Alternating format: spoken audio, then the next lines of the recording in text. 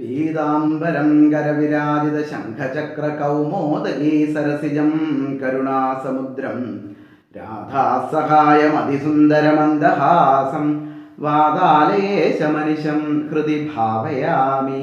ശ്രീ ഗുരുവായൂരപ്പാ ശരണം. കൃഷ്ണം നാരായണം വന്ദേ, കൃഷ്ണം വന്ദേ വ്രജപ്രിയം, കൃഷ്ണം ദ്വൈപായനം വന്ദേ, കൃഷ്ണം വന്ദേ പൃഥാസുതം. എല്ലാവർക്കും നമസ്കാരം. പത്മപുരാണത്തിൽ പറയണ ഭാഗവത മാഹാത്മ്യം 6 അധ്യായം കഴിയുന്ന രീതിയിൽ ഒന്ന് അനുസ്മരിക്കാൻ വേണ്ടി ശ്രമിക്കാം. നമുക്ക് ഭാഗവതത്തിലേക്ക് തിരിഞ്ഞു നോക്കുമ്പോൾ അതിന് മുന്നോടിയായിട്ട് ആരൊക്കെ നമസ്കരിക്കണം? സർവചരാചരങ്ങളെയും നമസ്കരിക്കണം. എന്താണ് കാരണം? സർവചരാചരങ്ങളിലും കുടികൊള്ളുന്നത് ആ ഗുരുവായൂരപ്പൻ തന്നെയാണ്, കൃഷ്ണനാണ്, ഒരു സംശയമില്ല. അതുകൊണ്ട് ആ ഭാഗവത സ്വരൂപിയായിരിക്കുന്ന ആ കൃഷ്ണനെ നമസ്കരിച്ചുകൊണ്ട്, ഗുരുവായൂരപ്പനെ നമസ്കരിച്ചുകൊണ്ട്, അതുപോലെ വ്യാസഭഗവാനെ നമസ്കരിച്ചുകൊണ്ട്, ശ്രീശുക ബ്രഹ്മർഷിയെ നമസ്കരിച്ചുകൊണ്ട് നമുക്ക് ആരംഭിക്കാം. ഭാഗവതത്തിൻ്റെ പശ്ചാത്തലം നമുക്ക് കാണാൻ സാധിക്കുന്നത് നൈമിഷാരണ്യത്തിൽ വെച്ചാണ്. ഈ നൈമിഷാരണ്യത്തിലാണ് ഭാഗവത സല്ലാപത്തിൻ്റെ ഒരു വേദിയായിട്ട് നമുക്ക് കാണാൻ പറ്റുക. കലിയുഗം ആരംഭിച്ചപ്പോൾ ഋഷിമാരെല്ലാവരും കൂടി അവർക്ക് കലി ബാധിക്കാത്ത ഒരു സ്ഥലം വേണം എന്ന് ബ്രഹ്മാവിനെ കണ്ടിട്ട് പറഞ്ഞു. അവരുടെ ആവശ്യം വളരെ ന്യായമാണ്. കലി ബാധിക്കുക എന്ന് പറഞ്ഞാൽ ചില്ലറ പ്രയാസമൊന്നുമല്ല, അല്ലേ? അത് നമുക്ക് മനസ്സിലാവണമെന്നുണ്ടെങ്കിൽ ഇന്നത്തെ പത്രം നോക്കിയാൽ മതി. കലി പുരാണം, അത് നോക്കിയാൽ അറിയാം എത്രത്തോളം ഉണ്ട് കലിയുടെ പ്രയാസങ്ങൾ.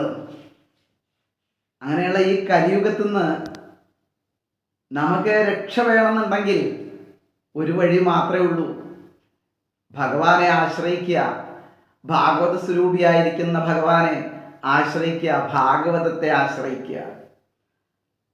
അപ്പോൾ ബ്രഹ്മാവ് അവർക്ക് വേണ്ടിയിട്ട് ഒരു ചക്രം നിർമ്മിച്ചു കൊടുത്തു. നേമി എന്നാണ് അതിൻ്റെ പേര്. എന്നിട്ട് പറഞ്ഞു, നിങ്ങൾ ഈ ചക്രത്തിനെ പിന്തുടർന്ന് പോയിക്കോളൂ. ആ ചക്രം എവിടെയാണ് വീണ് ഉടയണത് വെച്ചാൽ അവിടെ വെച്ചിട്ട് നല്ല സൽക്കർമ്മങ്ങൾ ചെയ്യാവുന്നതാണ്, അവിടെ കലി ബാധിക്കില്ല എന്ന് പറഞ്ഞു. ഈ മഹർഷിമാരെല്ലാവരും ആ ചക്രത്തെ പിന്തുടർന്നു. അങ്ങനെ സരസ്വതി നദിയുടെ സമീപത്തുള്ള തീരത്തുള്ള കാടിന് സമീപത്തെത്തിയപ്പോൾ ആ ചക്രം അവിടെ വീണ് ഉടഞ്ഞു. അതുമാത്രമല്ല, അവിടെ വല്ലാത്ത ഒരു ശോഭയോടുകൂടി ആ സ്ഥലം മാറിയെന്നാണ്. അതാണ് ശരിക്ക് അവിടെയാണ് നൈമിഷാരണ്യം. നമുക്ക് കാണാൻ സാധിക്കും, ഈ നൈമിഷാരണ്യത്തിലേക്കാണ് സൂതമഹാശയൻ പ്രവേശിക്കുന്നത്. സൂതമഹാശയൻ അവിടേക്ക് പ്രവേശിച്ചപ്പോൾ വളരെ സന്തോഷമായി. ആർക്ക്? ശൗനകാദി ഋഷിമാർക്ക്. അവര് തമ്മിലുള്ള ഒരു സംവാദം. നമുക്ക് കാലത്തിൻ്റെ നാശങ്ങളെ പൂർണ്ണമായിട്ട് ഇല്ലാതാക്കണം എന്നുണ്ടെങ്കിൽ, പ്രത്യേകിച്ചും ഈ കലിയുഗത്തിലുള്ള പ്രയാസങ്ങളെ ഇല്ലാതാക്കണം എന്നുണ്ടെങ്കിൽ ആ കലിയുഗത്തിനെ നമുക്ക് അവിടെ മുമ്പിൽ നിർത്തണം. കാലത്തിനെ ആർക്കും നിർത്താൻ സാധിച്ചിട്ടല്ല. അതിനെ സ്റ്റോപ്പ് ചെയ്യണമെന്ന് വിചാരിച്ചാൽ, അതിനെ നമുക്കവിടെ സ്തംഭിപ്പിച്ച് നിർത്തണമെന്ന് വിചാരിച്ചാൽ, കാലത്തിന് തടയാൻ പറ്റിയിട്ടില്ലെങ്കിലും ആ കാലദോഷങ്ങളെ നമുക്ക് സ്തംഭിപ്പിക്കാൻ സാധിക്കണമെന്നുണ്ടെങ്കിൽ ഭാഗവതത്തെ ആശ്രയിക്കണം. ആ കാലത്തിൻ്റെ ദോഷങ്ങളെ തീർക്കാൻ നമുക്ക് ഏറ്റവും നല്ല മറുമരുന്നാണ് ഭാഗവതം. അതുകൊണ്ട് തന്നെ നമുക്ക് കാണാം, ഭാഗവതം രചിച്ചതിന് ശേഷം വേദവ്യാസ മഹർഷി അതിൻ്റെ മാഹാത്മ്യം മറ്റു പുരാണങ്ങളിലേക്കൊക്കെ കൊടുത്തു എന്നാണ്. അപ്പം ഇവിടെ നമുക്കിത് എത്രത്തോളം ആസ്വദിക്കാൻ പറ്റും, ഭാഗവതം എത്രത്തോളം നമുക്ക് ആസ്വദിക്കാൻ പറ്റും, അത്രത്തോളം നമ്മളിലുള്ള കലിയുഗ ബാധകൾ ഇല്ലാതാക്കാൻ നമുക്ക് സാധിക്കും. അപ്പം ആ കാലത്തിനെ നമുക്ക് സ്തംഭിപ്പിച്ച് നിർത്തണം എന്നുണ്ടെങ്കിൽ എന്തുകൊണ്ടേ സാധിക്കുള്ളൂ? ഭക്തി കൊണ്ട് മാത്രമേ സാധിക്കുള്ളൂ. അത് നമുക്ക് ആര് കാണിച്ചു തരുന്നുണ്ടെന്നറിയോ? പ്രണയരചനയാ. ആ പ്രണയമാകുന്ന കയറുകൊണ്ട് ഭഗവാനെ നമുക്ക് ബന്ധിക്കാൻ പറ്റും. ഭഗവാൻ കാലസ്വരൂപനാണ്. ആ ഭഗവാനെ നമ്മളിൽ തളച്ചിട്ട് കഴിഞ്ഞാൽ, നമ്മുടെ ഹൃദയത്തിൽ വെച്ച് കഴിഞ്ഞാൽ കാലത്തിൻ്റെ യാതൊരു ദോഷവും നമുക്ക് ഏൽക്കില്ല. എങ്ങനെയാണോ യശോദ ഭഗവാനെ കെട്ടിയിട്ടത്, ദാമോദരനായിട്ട് മാറിയത് എങ്ങനെയാണ്? ആ പ്രേമമാകുന്ന കയറുകൊണ്ട്, ആ സ്നേഹമാകുന്ന കയറുകൊണ്ട്, ആ പ്രണയമാകുന്ന കയറുകൊണ്ട് ആ ഭഗവാനെ, കാലസ്വരൂപനായിരിക്കുന്ന ഭഗവാനെ കെട്ടിയിടാൻ ആർക്ക് സാധിച്ചു? യശോദാമ്മയ്ക്ക് സാധിച്ചു. അതുപോലെ ഭക്തി ഉണ്ടെങ്കിൽ നമുക്കും ഭഗവാനെ ഇതുപോലെ നമ്മളെ ഉള്ളിൽ അങ്ങനെ ബന്ധിച്ചുകൊണ്ട് ആ ആനന്ദത്തിൽ അങ്ങനെ ആറാടാൻ നമുക്ക് സാധിക്കും. അങ്ങനെ ചെയ്താൽ മാത്രമേ നമുക്ക് ഈ കലിയുഗത്തിൻ്റെ ദോഷങ്ങളിൽ നിന്ന്, പ്രയാസങ്ങളിൽ നിന്ന്, കലിബാധയിൽ നിന്ന് നമുക്ക് മാറി നിൽക്കാൻ സാധിക്കുള്ളൂ. കാലത്തിനും ദേശത്തിനും അതിനൊക്കെ അതീതമായിട്ടുള്ള ഭഗവാൻ, കാലദേവശാവതിഭ്യാം നിർമുക്തം, അങ്ങനെയുള്ള ആ ഭഗവാനെ നമുക്ക് ഉള്ളിൽ വെക്കാൻ സാധിക്കണം. ഭഗവാനെ മനസ്സിൽ വെക്കാൻ സാധിക്കണം, ഹൃദയത്തിൽ വെക്കാൻ സാധിക്കണം. ഇതാണ് നമുക്ക് ഭാഗവതം ബോധിപ്പിക്കുന്നത്. ആ ഭക്തിയാണ് ഭാഗവതം നമുക്ക് ബോധിപ്പിച്ച് കാണിച്ച് തരുന്നത്. ഭഗവാൻ എന്നുള്ളത് ബോധസ്വരൂപനാണ്, അനുഭവസ്വരൂപനാണ്. ഈ അനുഭവസ്വരൂപനായിരിക്കുന്ന ഭഗവാനെ അറിയണമെന്നുണ്ടെങ്കിൽ ഭക്തി കൊണ്ടാണ് നമുക്ക് ഏറ്റവും എളുപ്പത്തിൽ അറിയാൻ സാധിക്കുക. അപ്പം അതുപോലെ എങ്ങനെയാണോ ഗോപികമാര് ഭഗവാനെ സ്വന്തമാക്കിയത്, അതുപോലെ നമുക്കും സ്വന്തമാക്കാൻ സാധിക്കണം. എവിടെയാണോ ഭഗവാന്റെ കഥകൾ കേൾക്കുന്നത് അവിടേക്ക് എത്താൻ നമുക്ക് സാധിക്കണം. എവിടെയാണോ ഭാഗവതം നടക്കുന്നത് യാതൊരു സംശയമില്ലാതെ അവിടേക്ക് എത്താൻ സാധിക്കണം. ആരെ പോലെ? താഗേഹ കൃത്യ നിരതാസ്തനയ പ്രസക്ത. ഗോപികമാരെങ്ങനെയാണോ അവരുടെ ഗൃഹകൃത്യങ്ങളിൽ നിന്നൊക്കെ മാറി നിന്ന് ഭഗവാന്റെ ഓടക്കുഴൽ വിളി കേട്ടപ്പോ, മുരളീനാഥം കേട്ടപ്പോ അവിടേക്ക് ഓടിയെത്തിയത്, ഇതുപോലെ എവിടെയാണോ ഭാഗവതം നടക്കുന്നത് അവിടേക്ക് നമുക്ക് ഓടിയെത്താൻ സാധിച്ചിട്ട് അതിലങ്ങനെ ആനന്ദം കണ്ടെത്തി അവസാനം അത് എവിടെ വരെ പോണം? തത്വമസി അഹം ബ്രഹ്മാസ്മി, അയമാത്മാ ബ്രഹ്മ എന്ന്, അല്ലെങ്കിൽ പ്രജ്ഞാനം ബ്രഹ്മ, ഈ ഒരു അവസ്ഥയിലേക്ക് എത്തുന്നത് വരെ കേൾക്കാൻ സാധിക്കണം. അതാണ് നമുക്ക് ഭാഗവതം തരുന്നത്.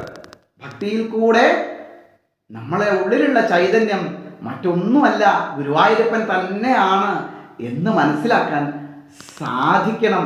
അത് സാധിക്കാൻ വേണ്ടിയിട്ടാണ് ഈ ഭാഗവതം നമ്മളെ മുമ്പിൽ, ഭാഗവത സ്വരൂപിയായിരിക്കുന്ന ഭഗവാൻ നമ്മളെ മുമ്പിൽ ഇപ്പോഴും നിലനിൽക്കുന്നത്, എന്നും നിലനിൽക്കുന്നത്. എന്നും നിലനിൽക്കുന്നത് ഗുരുവായൂരപ്പൻ മാത്രം.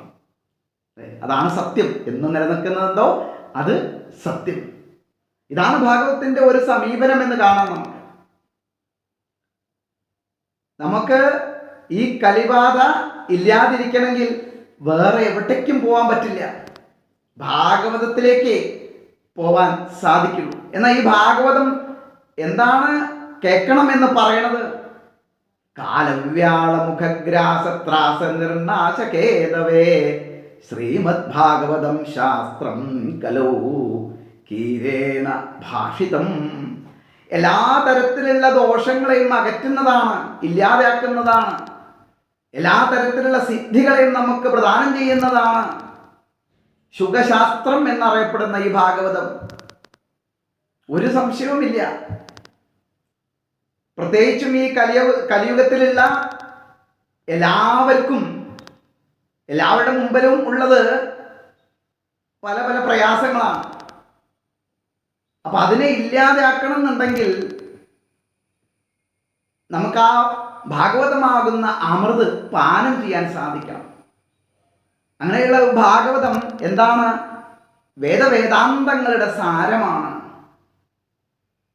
എന്താണ് ഇതിൻ്റെ പ്രത്യേകത എന്ന് ചോദിച്ചാൽ, മനസ്സിനെ പവിത്രീകരിക്കാൻ, ശുദ്ധീകരിക്കാൻ വേറെ യാതൊന്നിനും ഇത്ര എളുപ്പത്തിൽ സാധിക്കില്ല. മറ്റൊരു ഉപായവുമില്ല. പ്രത്യേകിച്ചും ഈ കലിയുഗത്തിൽ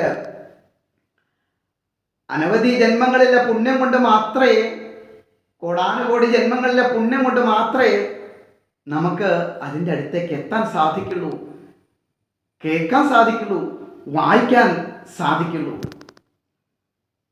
അപ്പോൾ ജന്മാന്തരേ ഭവേത് പുണ്യം തഥാ ഭാഗവതം ലഭേത്. അപ്പോൾ അനവധി ജന്മങ്ങളിൽ കൂടെ കടന്നു പോയിട്ടാണ് അവസാനം നമ്മൾ ഇതിൻ്റെ മുമ്പിലേക്ക് എത്തുന്നത്. ഭാഗ്യം എന്ന് മാത്രം പറയാം. എല്ലാവരുടെയും ഭാഗ്യം ഭാഗവതം കേൾക്കാൻ സാധിച്ചാൽ അത്രയ്ക്ക് ഭാഗ്യം എന്ന് നമുക്ക് പറയാം. അത്രമാത്രമേ നമുക്കതിനെക്കുറിച്ച് പറയാൻ പറ്റുള്ളൂ. കാരണം എന്താ ഭാഗവതത്തിനെ കുറിച്ച് പറയാ? ഒന്നും പറയാൻ പറ്റില്ല. കാരണം ഇത് മനസ്സിലാക്കുക എന്നുള്ളത് എളുപ്പമല്ല. പക്ഷെ എളുപ്പമായിട്ടുള്ള ഒരു വഴിയുണ്ട്. ഭാഗവതം നാമപുരാണമാണ്. നാമം ജപിച്ചാൽ മതി, വേറെ ഒന്നും വേണ്ട, അത് മാത്രമേ വേണ്ടൂ എന്ന് ഭാഗവതം നമ്മളെ പല പ്രാവശ്യമായിട്ട് ബോധിപ്പിക്കുകയാണ് ചെയ്യുന്നത്. ഒന്നാമതായി കലികാലത്തിന്റെ പ്രത്യേകത സത്യം നാസ്തി തപശൗചം ദയാദാനം ന വിദ്യതേ ഉദരം പരിണോ ജീവ വരാക കൂടഭാഷിണ. ഇവിടെ പലപ്പോഴും ഈ കലികാലത്തില് സത്യമില്ല, തപസ്സില്ല, ശൗചല്യ, ദയാദ അങ്ങനത്തെ ഒന്നുമില്ല. അതായത് ധർമ്മത്തിന് ക്ഷയം സംഭവിക്കുന്നു എന്നർത്ഥം. പിന്നെ അത് മാത്രമല്ല, വളരെ കുറച്ച് നിസ്സാരമായിട്ടുള്ള കാര്യങ്ങളിലേ നമുക്ക് താല്പര്യമുള്ളൂ. വയറ് നിറയ്ക്കാനായി ഏറ്റവും അധികം താല്പര്യം, അല്ലേ? ഉദരം ഭരിണോ ജീവാൻ, ഏറ്റവും അധികം നമുക്ക് താല്പര്യം വയറ് നിറയ്ക്കുക എന്നുള്ളതാണ്. ഇതൊക്കെയാണ് കലിയുഗത്തിൻ്റെ ഒരു പ്രത്യേകത. ഇനി ബ്രാഹ്മണനെ സംബന്ധിച്ചാണെങ്കിൽ അവർ ഈ വേദങ്ങളൊക്കെ വിൽക്കും എന്നാ പറയാ. സ്ത്രീകള് വേണ്ടാത്ത വഴിയെ ചലിച്ചുകൊണ്ടേയിരിക്കും. ഇങ്ങനെ ഈ കലിയുഗത്തിൽ അനവധി ദോഷങ്ങൾ ഉണ്ടെങ്കിലും ദോഷങ്ങളല്ലല്ലോ നമ്മൾ കാണേണ്ടത്. അതിൽ നിന്ന് നമുക്ക് രക്ഷപ്പെടാൻ എന്ത് മാർഗം? അതാണ് ഭാഗവതം നമുക്ക് മുന്നോട്ട് വെക്കുന്നത്. ആ സമീപനമാണ് ഭാഗവതം നമ്മളിലേക്ക് എത്തിക്കുന്നത്. ഇനി ഒന്നും അറിയില്ല, നമുക്ക് പ്രത്യേകിച്ച് വേദങ്ങളെ കുറിച്ചോ വേദാന്തങ്ങളെ കുറിച്ചോ പുരാണങ്ങളെ കുറിച്ചോ ഒന്നും അറിയാത്ത ഒരാൾക്കും ഭാഗവതം കേട്ടുകഴിഞ്ഞാൽ മനസ്സിലാവും. അവർക്ക് അതിനോട് താല്പര്യം വരും, അവർക്കത് ആസ്വദിക്കാൻ സാധിക്കും. എല്ലാം അറിയുന്ന യോഗീശ്വരന്മാർക്ക് പോലും ഭാഗവതം വേണം. അതല്ലേ ആരാണ് നമുക്ക് ആരിലൂടെയാണ് നമുക്ക് കിട്ടിയത്? ശ്രീശുക ബ്രഹ്മഋഷിയിലൂടെയാണ് നമുക്കൊക്കെ കിട്ടിയത്, പരീക്ഷിത്തുമായിട്ട് ആ സംവാദത്തിൽ. അപ്പോ എല്ലാം അറിയുന്നവർക്കും ഒന്നും അറിയാത്തവർക്കും രണ്ടുപേർക്കും ഒരുപോലെയാണ് ഭാഗവതം. ഗോപികമാര് എല്ലാം അറിഞ്ഞിട്ടാണോ? ഇല്ല, അവര് ഭഗവാനിലുള്ള പ്രേമം കൊണ്ടാണ്. ഞാൻ ഭഗവാൻ തന്നെയാണ്, ഞങ്ങൾ ഭഗവാന്റെ അംശങ്ങളാണ് എന്നുള്ള രീതിയിലേക്ക് മാറിയത്, അഹം ബ്രഹ്മാസ്മി എന്നുള്ള അവസ്ഥയിലേക്ക് മാറിയത്. അവർക്ക് പ്രത്യേകിച്ച് ഒന്നിനെക്കുറിച്ചും അറിവുകളൊന്നും ഇല്ലായിരുന്നു. വേണമെങ്കിൽ പറയാം, അവർക്ക് അക്ഷരജ്ഞാനം പോലും ഇല്ലായിരുന്നു എന്ന് വേണമെങ്കിൽ പറയാം. പക്ഷെ അവർക്ക് എല്ലാം കൃഷ്ണനാണ്, അല്ലേ? തൈര് കലക്കാൻ ഉപയോഗിക്കുന്ന കുടം കൃഷ്ണനാണ്, ആ തൈര് കൃഷ്ണനാണ്, കടകോല് കൃഷ്ണനാണ്. എല്ലാത്തിലും കൃഷ്ണനെ കാണാൻ സാധിച്ച, എല്ലാത്തിലും എല്ലാത്തിലും ഗുരുവായൂരപ്പനെ കാണാൻ സാധിച്ച ആൾക്കാരാണ് ഗോപികമാര്.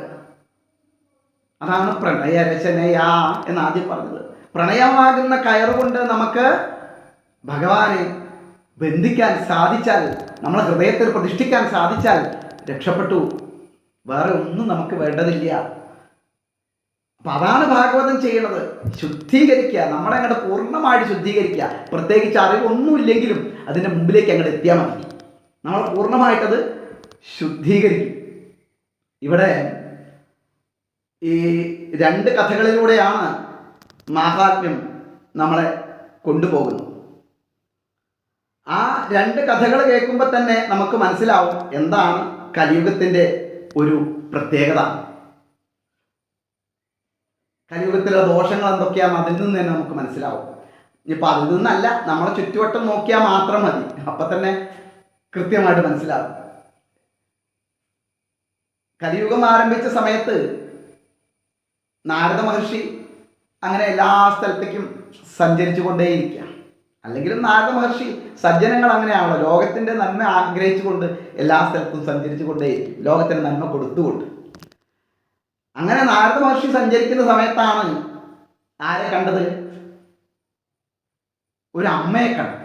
അമ്മയാണെങ്കിൽ ഒന്നും ചെയ്യാൻ പറ്റാതിരിക്കുക, പൂർണ്ണമായിട്ട് തളർന്ന് കിടക്കുന്ന ഒരവസ്ഥ. കൂടെ 2 മക്കളും. ആ മക്കളെ, അമ്മയ്ക്കും നല്ല ക്ഷീണമുണ്ട്, അമ്മയ്ക്കും ഒന്നും ചെയ്യാൻ പറ്റില്ല. പക്ഷെ ഈ കുട്ടികളാണെങ്കിൽ കുട്ടികളുടെ അവസ്ഥ ഭയങ്കരമാണ്. അവര് വൃദ്ധന്മാരായിരുന്നു, അമ്മയ്ക്ക് അത്ര പ്രായമില്ലാത്തത്. അപ്പൊ അങ്ങനെ നാരദ മഹർഷി ഇവരെ കണ്ടപ്പോ എവിടെ വെച്ചിട്ടാണ് കാണുന്നത്? യമുനാ നദീ തീരത്ത് വൃന്ദാവനത്തിൽ വെച്ചിട്ടാണ് കാണുന്നത്. അമ്മയ്ക്ക് വൃന്ദാവനത്തിലെത്തിയപ്പോൾ വലിയ പ്രശ്നമൊന്നുമില്ല, അതിന് മുമ്പേ ആയിരുന്നു പ്രശ്നം. ഇപ്പോൾ വിളിച്ചുണർത്താൻ വേണ്ടി ശ്രമിക്കുകയാണ് മക്കള്.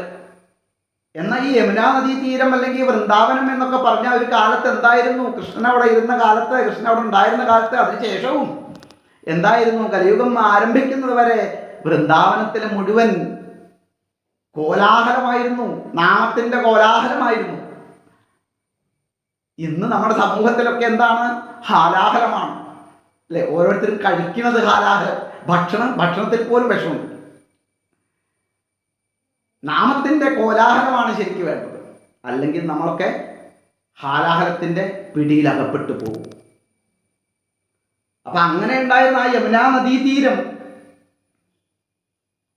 ഇന്ന് യമുനാ നദീ തീരം വലിയ പ്രശ്നമില്ലെങ്കിൽ പോലും, കാരണം വൃന്ദാവനം സർവകാല സുഖാവഹം എന്നാണല്ലോ, എങ്കിലും അവിടെയും ഇതിൻ്റെയൊക്കെ ഒരു ദോഷം ബാധിച്ചിട്ടുണ്ട്. അമ്മയുടെ പേരാണ് ഭക്തി. ഭക്തിദേവി തൻ്റെ മക്കളായിരിക്കുന്ന ജ്ഞാനത്തെയും വൈരാഗ്യത്തിനെയും വിളിച്ചുണർത്താൻ വേണ്ടിയിട്ടാണ് ശ്രമിക്കുന്നത്. പക്ഷേ എത്ര വിളിച്ചിട്ടും അവര് ഉണരുന്നില്ല, തളർന്ന് തന്നെ കിടക്കണം. നാരദമുനിക്ക് ഇത് കണ്ടപ്പോൾ, സജ്ജനങ്ങൾ എങ്ങനെയാണ് മറ്റുള്ളവരെ പ്രയാസത്തെ മനസ്സിലാക്കും. ശരിക്കും ധർമ്മം അത് തന്നെയാണല്ലോ, മറ്റുള്ളവർക്ക് വേണ്ടി നന്മ ചെയ്യുക, ഇത് തന്നെയാണ്. അല്ലെങ്കിൽ നമ്മൾ പറയാറുണ്ട്, നമ്മൾ പോകുമ്പോൾ കൊടുത്തതാ കൊണ്ടുപോവുക അല്ലേ? ഉണ്ടാക്കിയതൊക്കെ ഇവിടെ വെച്ച് പോകുന്നു, വാങ്ങിയതൊക്കെ ഇവിടെ വെച്ച് പോകും, കൊടുത്തത് കൊണ്ടുപോകും. അതുപോലെ ഈ അമ്മ ഇവിടെ മക്കളെ വിളിച്ചുണർത്താൻ ശ്രമിക്കുന്നുണ്ടെങ്കിലും പറ്റാതിരിക്കുന്ന അവസ്ഥ കണ്ടിട്ട് നാരദ മഹർഷി ചോദിച്ചു, ആരാണെന്ന് ചോദിച്ചപ്പോൾ പറഞ്ഞു, ഞാൻ ഭക്തിദേവിയാണ്. എൻ്റെ ഈ 2 മക്കൾക്ക് വളരെ പ്രയാസമുണ്ട്, എന്തിനാണ് കരയണമെന്ന് ചോദിച്ചപ്പോൾ പറയാണ്, എൻ്റെ ദാസിയായിരിക്കുന്ന ഭക്തിദേവി മോക്ഷം നേടി പോയി, എനിക്കാണെങ്കിൽ ജീർണത ബാധിച്ചു, ജീർണത സംഭവിച്ചു. എവിടുന്ന് വരുന്നതാണ് ഭക്തിദേവി? അങ്ങനെ ഭക്തി സഞ്ചരിച്ചു കൊണ്ടിരിക്കുമ്പോൾ ഗുർജരം എന്ന സ്ഥലത്ത്, ഇന്നത്തെ ഗുജറാത്ത് എന്ന് പറയാം, ഗുർജരം എന്നുള്ള സ്ഥലത്തെത്തിയപ്പോൾ എൻ്റെ മക്കൾക്ക് 2 പേർക്കും ജ്ഞാനത്തിനും വൈരാഗ്യത്തിനും ഭയങ്കരമായ ക്ഷീണമായി, തളർച്ചയായി. അതുമാത്രമല്ല, അവർക്ക് അനങ്ങാൻ പറ്റാതെയായി, ക്ഷീണിതരായി, അവശരായി.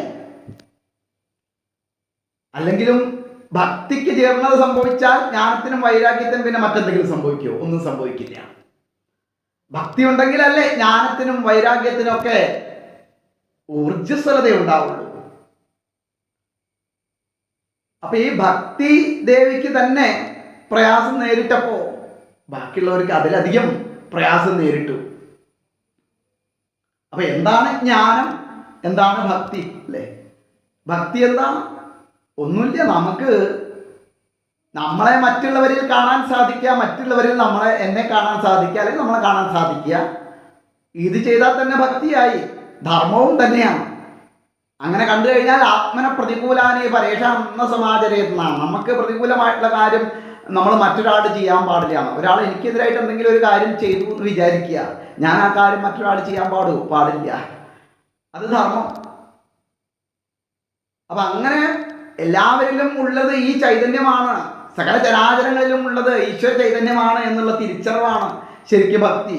ആ ഭക്തി ഉണ്ടെങ്കിൽ നമുക്ക് ആ ജ്ഞാനം ലഭിക്കും, എല്ലാം ഈശ്വരമയമാണെന്നുള്ള ജ്ഞാനം ലഭിക്കും. ഈ ജ്ഞാനം എന്നുള്ളത് കിട്ടണമെന്നുണ്ടെങ്കിൽ, ജ്ഞാനം നേടുന്ന അവസ്ഥയിലേക്ക് എത്തണമെങ്കിൽ സ്നേഹം വേണം. അടിസ്ഥാനപരമായിട്ട് എല്ലാത്തിനോടും പ്രേമം വേണം. ഈശ്വര ചൈതന്യത്തിനോടുള്ള പ്രേമം വേണം. പ്രത്യേകിച്ച് ഒന്നും നേടാൻ വേണ്ടിയിട്ടുള്ള സ്നേഹമല്ല. ആ ജ്ഞാനത്തിന്റെ അവസ്ഥയിലേക്ക് അവിടെ വൈരാഗ്യം എന്താണെന്ന് പറയുന്നു. വൈരാഗ്യം എന്ന് പറഞ്ഞാൽ നമുക്ക് ഇഷ്ടപ്പെട്ട അനവധി സാധനങ്ങൾ ഉണ്ടാവും അല്ലേ? ലോകത്ത് പലതിനോട് നമുക്ക് താല്പര്യമുണ്ട്. എനിക്കാവണം എന്ന് ചിന്തിക്കണം. ആ ഇഷ്ടപ്പെടുന്നതിനൊക്കെ വേണ്ട എന്ന് വെക്കുക, ത്യജിക്കുന്നതാണ് ശരിക്ക് വൈരാഗ്യം എന്ന് പറയുന്നത്. അപ്പൊ ഇതിൻ്റെയൊക്കെ അടിസ്ഥാനം എന്ന് പറഞ്ഞാൽ എന്താണ്? ശരിക്ക് എല്ലാത്തിൻ്റെ അടിസ്ഥാനം നമുക്ക് സ്നേഹം ആണ്. ഈ സ്നേഹമാണ് ഭാഗവതം നമുക്ക് പറഞ്ഞു തരുന്നത്. ഈ സ്നേഹമാണ് നമ്മൾ മുമ്പിലേക്ക് വെക്കുന്നത്. ആ സ്നേഹമാണ് ഗോപികമാര് കൃഷ്ണനോട് കാണിച്ചത്. എന്തെന്നില്ലാത്ത സ്നേഹം. അവർക്ക് രണ്ടാമത് വേറെ ഒന്നുമില്ല.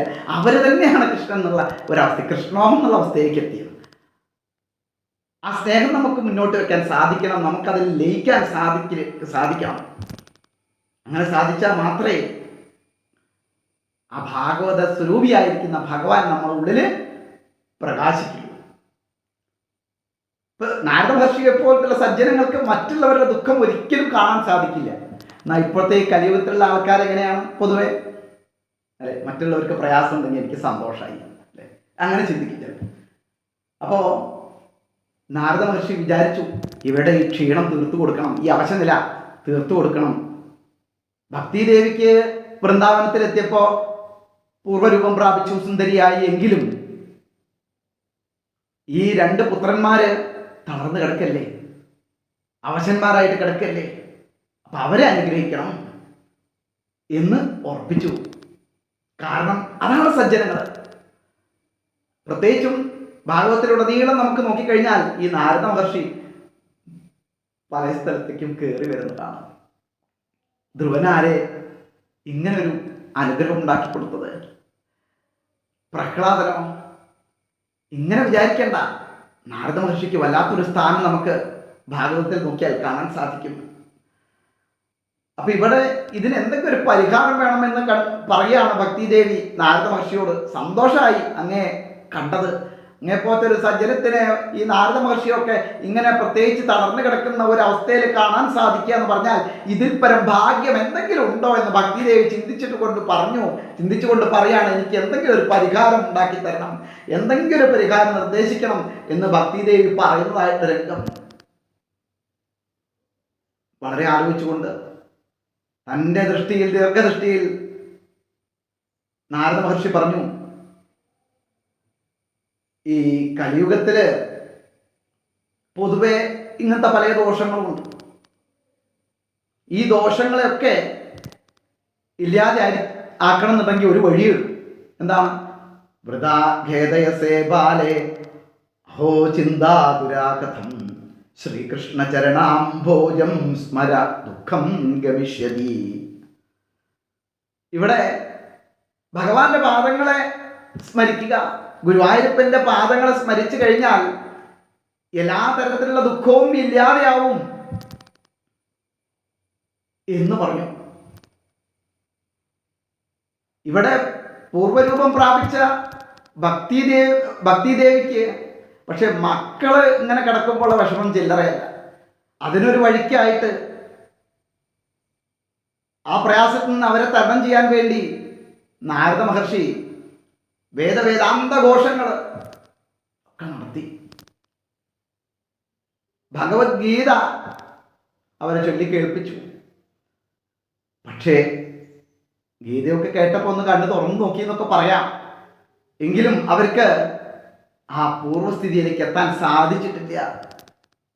നാരദ മഹർഷി ആലോചിച്ചു, എന്താ അപ്പം ഇതിൻ്റെ ഒരു പരിഹാരം? എവിടുന്നാണ് ഞാനിതിൻ്റെ ഒരു പരിഹാരം കാണുക എന്ന് അന്വേഷിച്ച് ഭക്തിദേവിയോട് പറഞ്ഞു, അവിടെ ഇരിക്കൂ, ഞാൻ ഒന്ന് ആലോചിക്കട്ടെ, ഞാൻ ഒന്ന് പോയി വരട്ടെ.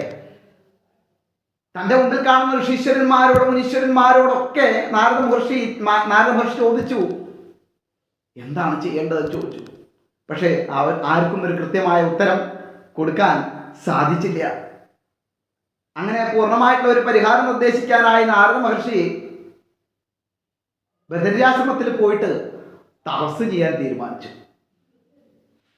ആ ബദര്യാശ്രമത്തിലേക്ക് പോകുന്ന ആ വഴി നാരദ മഹർഷി ഇങ്ങനെ ആലോചിക്കുക, എന്താണ് ഇപ്പം ഞാൻ ഇതിനെ ചെയ്യുക അല്ലേ? തപസ് ചെയ്യുമ്പോഴേ നമുക്ക് ഇതിൻ്റെ ഒരു മറുപടി കിട്ടും. തപസ് ചെയ്യണം, നമ്മളും തപസ് ചെയ്യണം. ഈ കലിയുഗത്തിൻ്റെ പ്രയാസങ്ങളൊക്കെ ഇല്ലാതെ ആവണമെങ്കിൽ നമ്മളും എന്ത് ചെയ്യണം?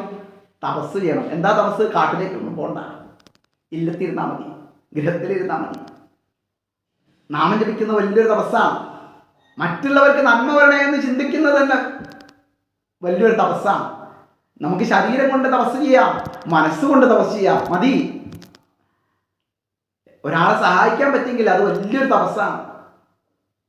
ഇവിടെ നാരദ മഹർഷി തപസ്സിനായിട്ട് അവിടെ ചെന്നപ്പോൾ അവിടെ വെച്ചിട്ട് തപസ് ചെയ്യാൻ ഒരുങ്ങി നിൽക്കുന്ന സമയത്താണ് ആരെ കാണുന്നത്? സനകാദി മഹർഷിമാരെ കാണുന്നത്. അപ്പോൾ സനകാദി മഹർഷിമാർ ഇതിനൊരു പരിഹാരം പറഞ്ഞു കൊടുത്തു. ഭാഗവതം അങ്ങക്ക് അറിയാഞ്ഞിട്ടല്ല കേട്ടോ നാരദ മഹർഷി, എന്നാലും ഓർമ്മിപ്പിക്കുക എന്നാണ് പറയുന്നത്. ഭാഗവതം അവരെ കേൾപ്പിക്കൂ. ഭാഗവതം കേട്ട് കഴിഞ്ഞാൽ ഈ ജ്ഞാനത്തിനും വൈരാഗ്യത്തിനും ഉണ്ടായിട്ടുള്ള പ്രയാസങ്ങൾ പൂർണ്ണമായിട്ട് ഇല്ലാതെയാവും.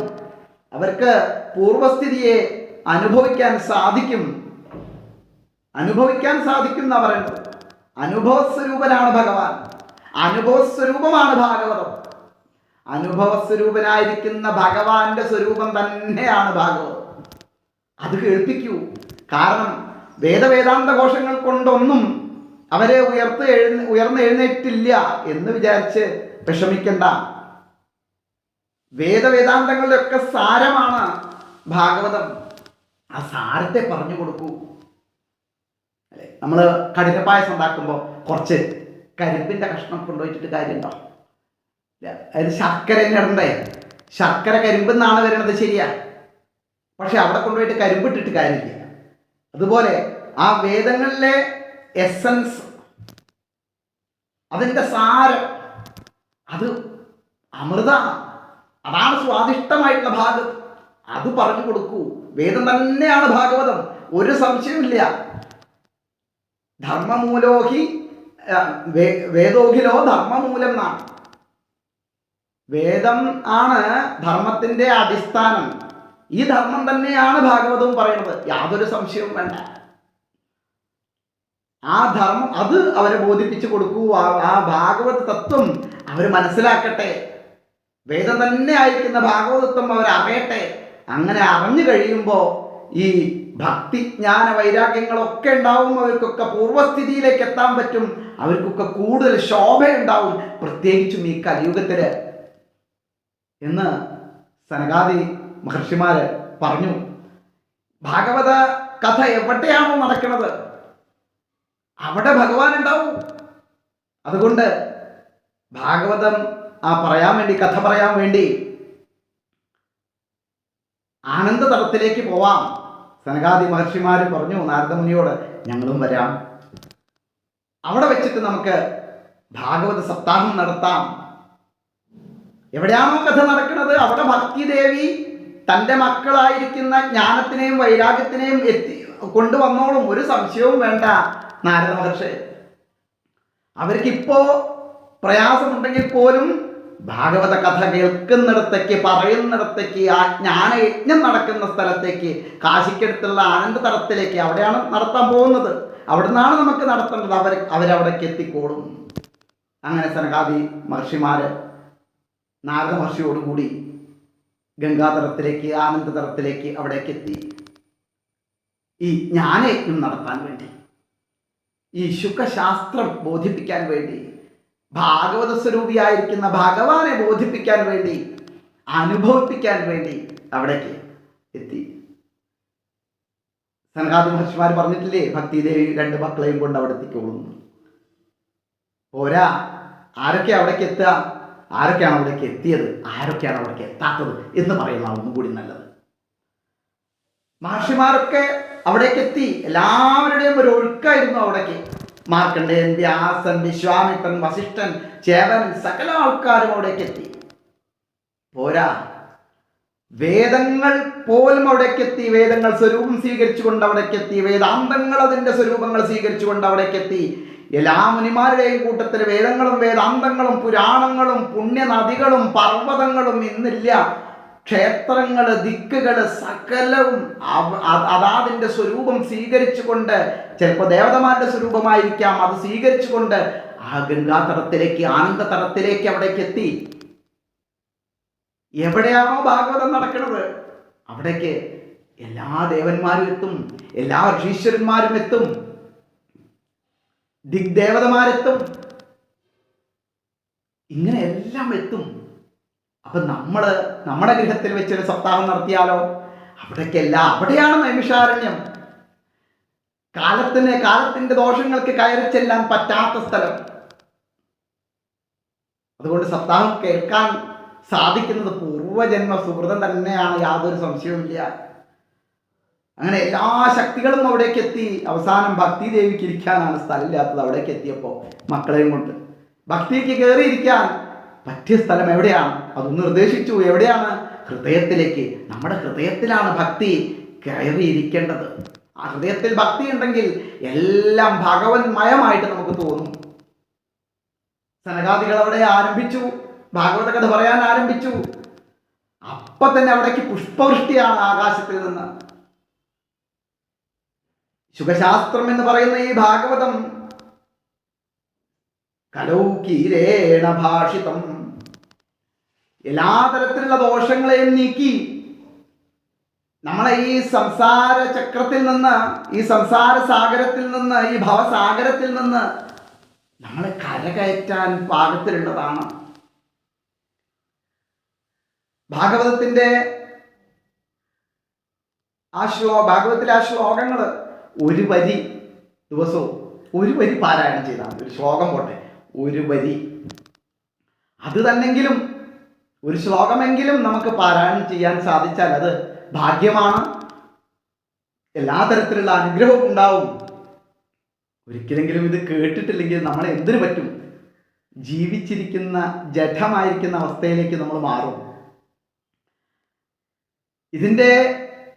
നമ്മൾ ഈ കലികാലത്ത് ഭാഗവതം വായിക്കണേനോ കേൾക്കണേനോ പ്രത്യേകിച്ച് സമയപരിധിയോ സമയബന്ധിതമായിട്ട് ഒന്നും നോക്കണ്ട, നിയമങ്ങളോ ഒന്നും നോക്കണ്ട. നിയമങ്ങളൊക്കെ പലരും പറയുന്നുണ്ടെങ്കിൽ പോലും തോന്നുന്നത് അതൊന്നും നോക്കിയിട്ടൊരു കാര്യമില്ല. ഇത് കലിയുഗമാണ്. സമയത്തിനെ കുറിച്ചോ സാഹചര്യത്തിനെ കുറിച്ചോ ആലോചിക്കാതെ ആ ഭാഗവതം നമുക്ക് വായിക്കാനോ കേൾക്കാനോ സാധിക്കണം. രാത്രി വെച്ചാൽ രാത്രി. കാരണം എന്താണ്? ഭഗവാൻ സ്വധാമത്തിലേക്ക് പോകുന്ന സമയത്ത് ഭഗവാന്റെ ചൈതന്യം ഈ ഭാഗവതത്തിൽ ലയിപ്പിച്ചിട്ടാണ് പോയത്. ഭഗവാൻ തന്നെയാണ് ഭാഗവതം. അത് മനസ്സിലാക്കിയിട്ട് എപ്പോ വേണേ നാമം ജപിച്ചൂടെ, എപ്പോ വേണേ ഭഗവാനെ ചിന്തിച്ചൂടെ. അതിന് സമയത്തിനെ കുറിച്ച് ആലോചിക്കേണ്ട, മുഹൂർത്തത്തിനെ കുറിച്ച് ആലോചിക്കേണ്ട. എന്തായാലും ഈ മാഹാത്മ്യം കേട്ടപ്പോ തന്നെ ഭക്തിദേവിയോടുകൂടെ ജ്ഞാനത്തിനും വൈരാഗ്യത്തിനും അവരുടെ വാർദ്ധക്യം ഇല്ലാതായിട്ട്, ജരാനര ഇല്ലാതെയായി, അവർക്ക് ആ അനുഗ്രഹം കിട്ടി, പൂർവസ്ഥിതിയിലേക്ക് മാറി എന്നാണ്.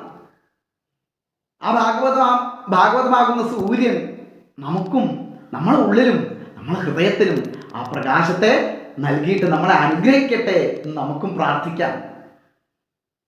ഇവിടെ ആ ഭാഗവതത്തിന്റെ മാഹാത്മ്യം നമുക്ക് ഇതിൽ തന്നെ വ്യക്തമാവും. ഭക്തിക്കും ജ്ഞാനത്തിനും വൈരാഗ്യത്തിനും ഒക്കെ പൂർണ്ണത കൊടുക്കുന്ന ആ ഒരവസ്ഥ നമുക്ക് മനസ്സിലാവും. ഇതിൽ പരം എന്താണ് വേണ്ടത്? ആ ആനന്ദം അനുഭവിക്കാൻ സാധിച്ചാൽ. രണ്ടാമത് ഒരു കഥയും കൂടി മഹാത്മ്യത്തിലെ സൂചിപ്പിക്കുന്നു, ആത്മദേവന്റെ കഥ. ഇവിടെ സനകാദികള് സപ്താഹം നടത്തിയോടുകൂടി, ഭാഗവത കഥ പറഞ്ഞു കൊടുത്തോടുകൂടി ഭക്തിജ്ഞാന വൈരാഗ്യത്തിന് പൂർണ്ണമായിട്ടുള്ള സംതൃപ്തിയായി, പൂർവാവസ്ഥയിലായി എന്ന് പറഞ്ഞു. അതുപോലെ തുംഗഭദ്ര നദീ തീരത്ത് താമസിക്കുന്ന ഒരു ബ്രാഹ്മണനാണ്, ശ്രേഷ്ഠനായിട്ടുള്ള ഒരു ബ്രാഹ്മണ കുടുംബത്തിൽപ്പെട്ട ആളാണ് ആത്മദേവൻ. അദ്ദേഹത്തിന്റെ പത്നിയാണ് ദുന്ദുലി. ദുന്ദുലിയുടെ പ്രത്യേകത, ഭയങ്കര ശാഠ്യക്കാരിയാണ്. എന്നാൽ നല്ല കുലമഹിമയുള്ള ആളും കൂടിയാണ്. നല്ല കുലത്തിൽ പറഞ്ഞവർക്ക് എങ്ങനെയാ ഇങ്ങനെ ഒരു ശാഠ്യ സ്വഭാവം, ദുശാഠ്യക്കാരിയായിട്ട് മാറിയത് എന്ന് ചോദിച്ചാൽ അറിയില്ല. എന്നാൽ എന്താണ് പ്രയാസം എന്ന് ചോദിച്ചാൽ ഈ ആത്മദേവന് മക്കളില്ല. മക്കളില്ലാത്തതിന് ഭയങ്കര പ്രയാസം നേരിട്ടുകൊണ്ട് അദ്ദേഹം ഒരു ദിവസം പ്രയാസം കൂടിക്കൂടി, അങ്ങനെയാണല്ലോ മക്കൾ, നമുക്ക് പല ദുഃഖങ്ങളാണ്. ജോലി കിട്ടണവരെ ജോലി കിട്ടാത്ത ദുഃഖം, വിവാഹം കഴിയുന്നത് വരെ വിവാഹം കഴിയാത്ത ദുഃഖം, മക്കളുണ്ടാവുന്നത് വരെ മക്കളുണ്ടാവാത്ത ദുഃഖം. ദുഃഖം അങ്ങനെ മാറുക എന്നുള്ളതല്ലാതെ ദുഃഖമില്ലാതെ ആവുന്നില്ല. ഉണ്ടോ? ഇനിയിപ്പോൾ മക്കൾ ഉണ്ടായി സുഖമാണോ? അല്ല.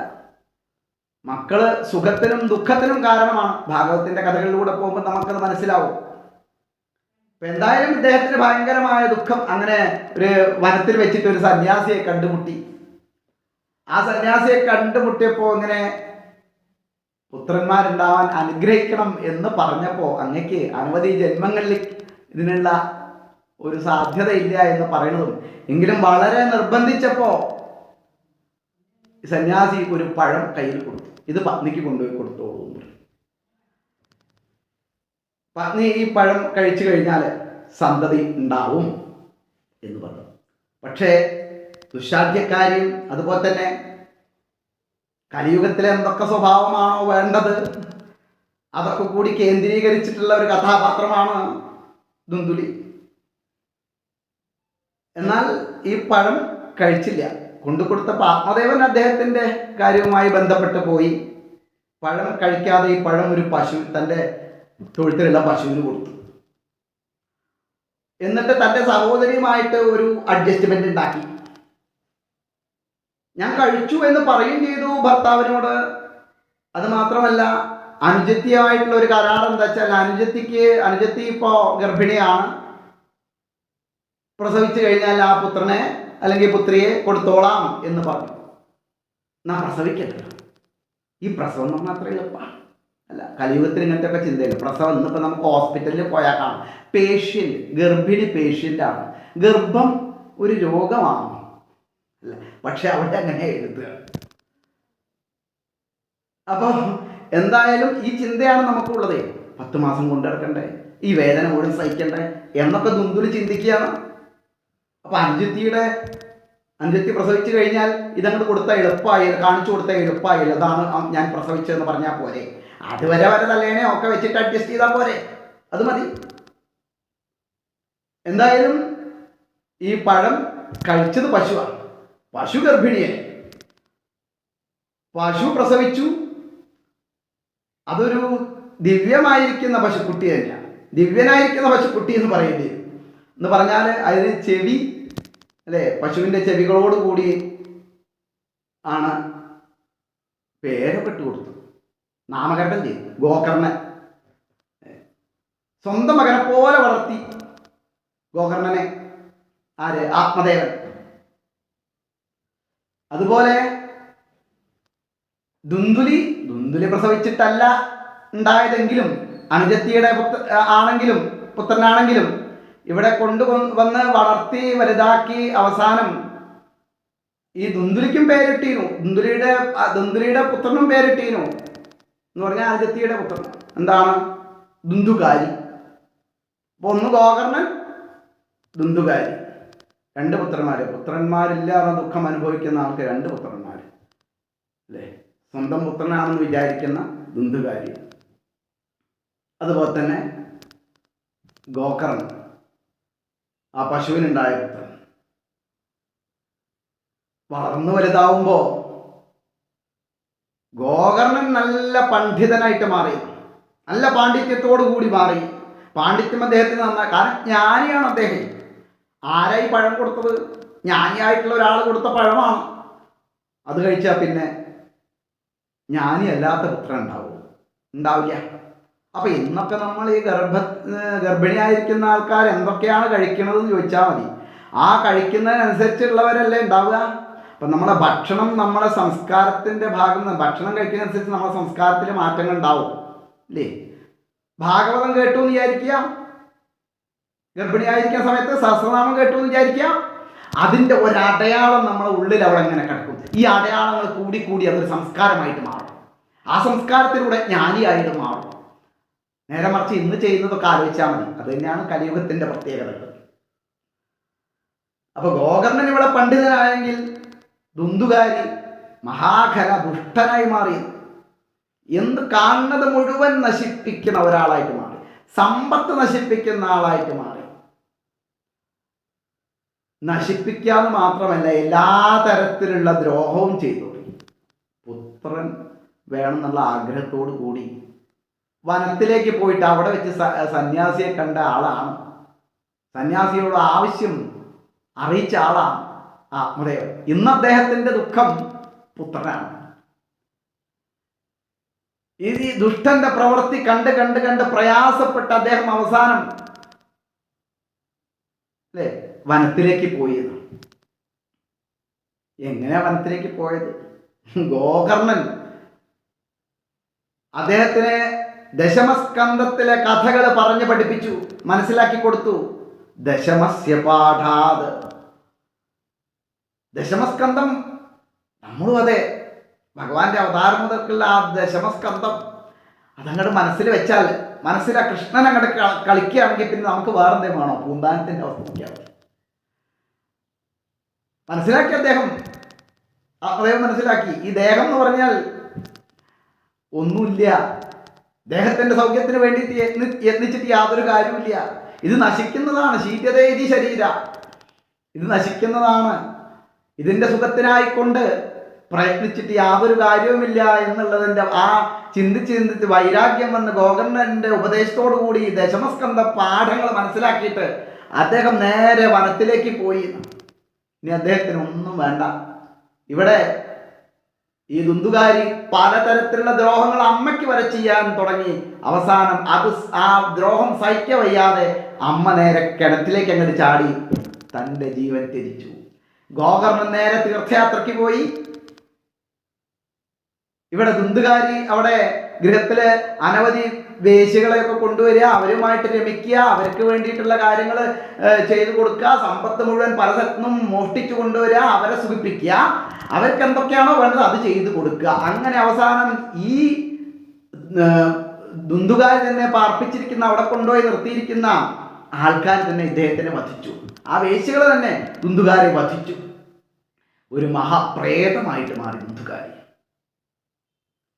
ഈ പ്രേതം ഗോകർണനെ തന്നെ ഭയപ്പെടുത്തുന്ന പല രീതിയിൽ, പല വഴിയിൽ കൂടെ ഗോകർണൻ ഈ കാര്യം മനസ്സിലാക്കി. ഗോകർണൻ അനവധി ഗയാശ്രാദ്ധമൊക്കെ കൂട്ടിയൊക്കെ. ഗയാശ്രാദ്ധം കൂട്ടിയിട്ടൊന്നും ഒരു ഫലം ഉണ്ടായില്ല. ദുന്ദുകാരിയുടെ പ്രേതം ഗോകർണനെ പല സമയത്ത് അങ്ങനെ തൻ്റെ ഒരു പ്രസൻസ് അറിയിച്ചു തുടങ്ങി. പല പ്രയാസങ്ങൾ മുമ്പിൽ ഉണ്ടാക്കാൻ തുടങ്ങി. ഇത് മനസ്സിലാക്കിയ ഗോകർണൻ സൂര്യദേവനെ തടഞ്ഞു നിർത്തി. എന്നിട്ട് ചോദിച്ചു, ഞാൻ എന്താണ് ചെയ്യേണ്ടത്? ഈ പ്രേതത്തിൻ്റെ, ഈ മഹാപ്രേതത്തിൻ്റെ അല്ലേ, അതായത് ഒരു തരത്തിലും മുക്തി ലഭിക്കാത്ത ഈ പ്രേതത്തിൻ്റെ മുക്തിക്ക് വേണ്ടി ഞാൻ എന്ത് ചെയ്യണം എന്ന് സൂര്യദേവനോട് ചോദിച്ചപ്പോൾ സൂര്യദേവൻ പറഞ്ഞു, സപ്താഹം നടത്തൂ, ഭാഗവതം കേൾപ്പിക്കൂ എന്ന് പറഞ്ഞു. അങ്ങനെ സൂര്യദേവൻ പറഞ്ഞത് അനുസരിച്ചിട്ട് ഗോകർണൻ ഭാഗവത പാരായണം തുടങ്ങി. ആ പാരായണം തുടങ്ങിയത് കേൾക്കാൻ വേണ്ടി പ്രേതവും ആ സ്ഥലത്തേക്ക് എത്തിയെന്നും, പ്രേതത്തിന് ഇരിക്കാൻ സ്ഥലം എവിടെയാണ് കിട്ടിയതെന്നറിയോ? അന്വേഷിച്ച് നോക്കിയപ്പോൾ 7 കമ്പുള്ള ഒരു മുള അതിൻ്റെ ദ്വാരത്തിൽ കൂടി അങ്ങോട്ട് പ്രവേശിച്ചു. അങ്ങനെ ഓരോ ദിവസത്തെ പാരായണം കഴിയുമ്പോൾ ഓരോ കമ്പ് പൊട്ടി പൊട്ടി 7 ദിവസത്തെ പാരായണം കഴിയുമ്പോൾ ആ 7 കമ്പും പൊട്ടി. ആ ഏകാശസ്കന്ധത്തിന്റെ ഉപദേശസാരവും കൂടി കേട്ടപ്പോ ആ പ്രേതത്തിന്റെ അവസ്ഥയിൽ നിന്ന് മുക്തി നേടി എന്നും കൂടി സൂചിപ്പിക്കണം. ഗോകർണന് വന്നിട്ട് അങ്ങനെ നമസ്കരിച്ചു ദുന്ദുകാരി. കാരണം മുക്തി ലഭിച്ചു കഴിഞ്ഞാൽ പിന്നെ എന്താണ്, വേറൊരു ബന്ധനമില്ല. ഗോകർണനെ വന്ന് നമസ്കരിച്ചു. ഇതാണ് സപ്താഹം നമ്മൾ കേട്ട് കഴിഞ്ഞാൽ ഗുണം. എന്തൊക്കെ ദോഷങ്ങൾ നമ്മൾ ചെയ്തിട്ടുണ്ടെങ്കിലും സർവകർമ്മ ദോഷത്തിനുള്ള പരിഹാരമാണ് സപ്താഹം കേൾക്കുക എന്നുള്ളത്. ഒരു പ്രാവശ്യം കേട്ടിട്ടുള്ള ഈ പ്രേതത്തിന് മുക്തി ലഭിച്ചു എന്നുണ്ടെങ്കിൽ നമ്മളൊക്കെ എല്ലാ പ്രാവശ്യവും കേട്ടിട്ട് നമുക്കെന്താ മുക്തി ലഭിക്കാത്തതെന്ന് ചിന്തിക്കും. പല പ്രാവശ്യവും കേട്ടിട്ട്. ഇവിടെ ഗോകർണൻ സപ്താഹം നടത്തിയപ്പോൾ അവിടെ കേട്ടിരിക്കുന്ന മറ്റ് അനവധി ആൾക്കാരുണ്ടായിരുന്നു. അവർക്കൊന്നും മുക്തി ലഭിച്ചിട്ടില്ല. കാരണം എന്താന്ന് അന്വേഷിച്ചു ഗോകർണൻ. അതായത് ദുന്ദുകാരി ഈ സപ്താഹം കേട്ട പോലെ, പാരായണം കേട്ട പോലെ, ഭാഗവത പാരായണം കേട്ട പോലെ മറ്റുള്ളവരൊന്നും കേൾക്കാത്തത് കൊണ്ട് അവർക്കൊന്നും ഉയർച്ച ലഭിച്ചില്ല. ഈ കാര്യം മനസ്സിലാക്കി ഗോകർണൻ മറ്റുള്ളവർക്കും കൂടി മുക്തി കൊടുക്കണ്ടേ. അങ്ങനെ ശ്രാവണ മാസത്തിൽ ഗോകർണൻ വീണ്ടും ഒരു സപ്താഹം നടത്തി. എങ്ങനെയാണോ ദുന്ദുകാരി കേട്ടത് അതേപോലെ മറ്റുള്ളവരും കേട്ടു. അവർക്കും ആ മോക്ഷത്തെ കിട്ടിയ, മുക്തിയെ കിട്ടിയതാണ്. ഭഗവാൻ പോലും തൻ്റെ പാഞ്ചജന്യം മുഴക്കിക്കൊണ്ട് അവിടേക്ക് എത്തി. ഗോകർണന്റെ ആ അനുഗ്രഹം കൊണ്ട്, താല്പര്യം കൊണ്ട് എല്ലാവരും ഗോലോകത്തിലേക്ക് എത്തിയെന്ന്. സകല ജീവജാലങ്ങളും അവിടേക്ക് എത്തിയെന്ന്. അപ്പൊ ഇങ്ങനെ ഒരു പ്രേതത്തിന് പോലും മുക്തി ലഭിച്ചെങ്കിൽ, ദുഷ്ടനായിരിക്കുന്ന ദുന്ദുകാരുടെ പ്രേതത്തിന് പോലും മുക്തി ലഭിച്ചെങ്കിൽ, ഇത്രയൊന്നും ദോഷം ചെയ്യാത്ത പലരും ഇല്ലേ? ആരാ ഇങ്ങനെയൊക്കെ ദോഷം ചെയ്ത ആൾക്കാരുള്ളത്? അത്രയധികം ചെയ്തവരൊന്നും ഉണ്ടാവില്ല. ഇനി പൂർവ്വജന്മത്തിൽ പലരും പലതും ചെയ്തിട്ടുണ്ടാവും. അപ്പോൾ നമുക്കൊക്കെ ഇന്ന് കിട്ടിയത്, വീണ് കിട്ടിയത് മഹാഭാഗ്യമാണെന്ന് കരുതിയിട്ട് ആ ഗുരുവായൂരപ്പനെ നമസ്കരിക്കാൻ തോന്നിക്കൊണ്ട് ഭാഗവതം കേൾക്കാൻ സാധിക്കട്ടെ. എല്ലാ തരത്തിലുള്ള പാപങ്ങളും ഇല്ലാതാക്കുന്നതാണ് ഭാഗവതം എന്ന് മനസ്സിലാക്കിക്കൊണ്ട് ആ ഭാഗവതത്തിനെ കേൾക്കാനും പാടാനും എല്ലാവർക്കും സാധിക്കട്ടെ എന്ന് പ്രാർത്ഥിച്ചുകൊണ്ട് എല്ലാ വാക്കുകളും ഭഗവാന്റെ പാദങ്ങൾ സമർപ്പിക്കുന്നു. ഗോവിന്ദ നാമ സങ്കീർത്തനം. ഗോവിന്ദ ഗോവിന്ദ.